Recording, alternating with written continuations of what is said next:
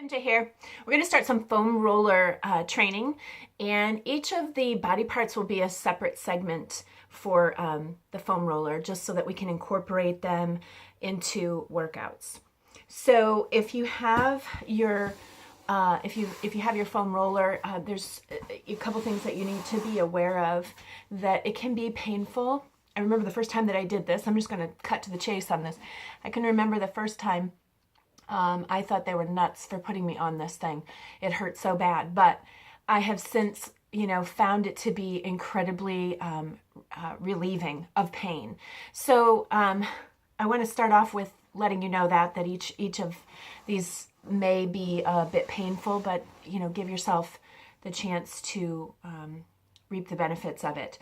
You can apply different pressure by how much you, of course, lean into this tool, and you can apply more pressure to get more relief, or if it's too painful, lessen the pressure. So I'm going to kind of show you a little bit of that. The first one today is my favorite, because I have an issue with the IT band, which is running up the side here, and I actually have some arthritis in my hip that's giving me gives me a lot of problems. And if I don't keep that all stretched out, it pulls on my hip and causes a lot more pain. So that IT band, a lot of people have knee problems because of that, because it's on the side there and pulling to the side if it's not stretched out. So I'm going to start with this particular exercise first, because it's my saving grace with this foam roller.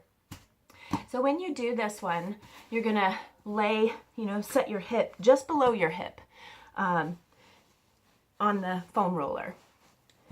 And the leg that you're working on obviously is stretched out.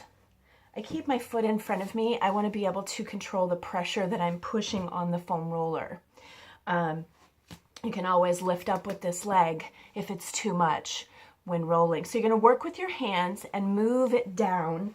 Notice my leg is still, I'll get my leg out of the way. Notice this leg is still on the side, so you've got your arch and your ankle straight up. I can either have my foot behind or in front, however you are able to control that motion. For me, I want a little bit more pressure, and I need to get on the front of it a little bit more. So I'll bring my foot forward and I'll work it a little deeper into my leg. I can work it all the way down and walking all the way down to my knee and stretch that out. You're going to feel such relief from doing that.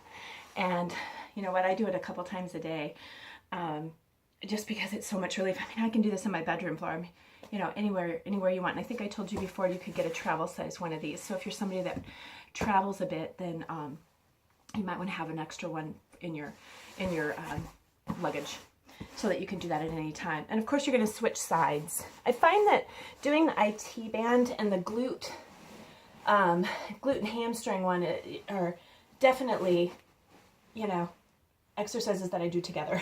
So we're going to walk it, just so you see it on this side, all the way down to my knee, to the side of my knee, and come back.